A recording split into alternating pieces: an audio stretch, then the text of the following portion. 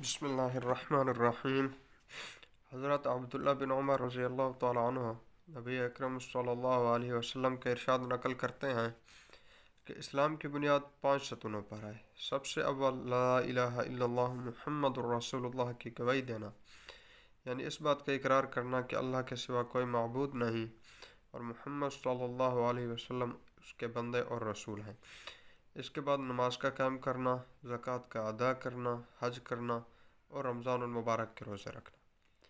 یہ 5 چیزیں ایمان کے بڑے اصول اور اہم ارکان ہیں۔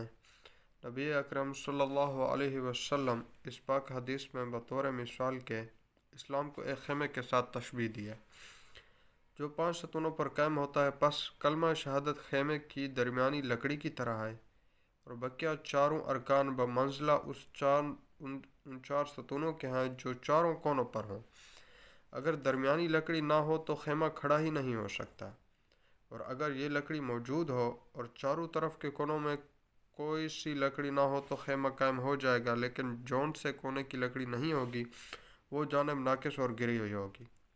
اس پاک ارشاد کے بعد اب ہم لوگوں کو اپنی حالت پر خود ہی غور کر لینا چاہیے کہ اسلام کے اس خیمے کو ہم نے کس درجہ تک قائم کر رکھا ہے، اور اسلام کا کون سا رکن ایسا ہے جس کو ہم نے پورے طور پر سنبھال رکھا ہے۔ اسلام کے 5 ارکان نہایت اہم ہیں، حتیٰ کہ اسلام کی بنیاد انہی کو قرار دیا گیا ہے، اور ایک مسلمان کے لیے بحیثیت مسلمان ہونے کے ان سب کا اہتمام نہایت ضروری ہے۔ مگر ایمان کے بعد سب سے اہم چیز نماز ہے۔ حضرت عبداللہ بن مسعود کہتے ہیں کہ میں نے حضور صلی اللہ علیہ وسلم سے دریافت کیا کہ اللہ تعالی شانہ کے یہاں سب سے زیادہ محبوب عمل کون سا ہے؟ ارشاد فرمایا کہ نماز۔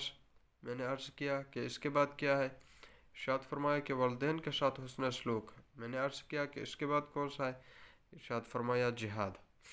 ملا علی قاری رحمہ اللہ علیہ فرماتے ہیں کہ اس حدیث میں علماء کے اس قول کی دلیل ہے کہ ایمان کے بعد سب سے مقدم نماز ہے۔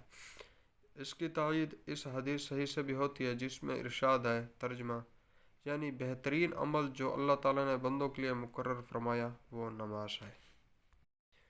دعا ہے کہ اللہ رب العزت مجھے اور آپ کو 5 وقت کا نمازی بنائے۔ آمین۔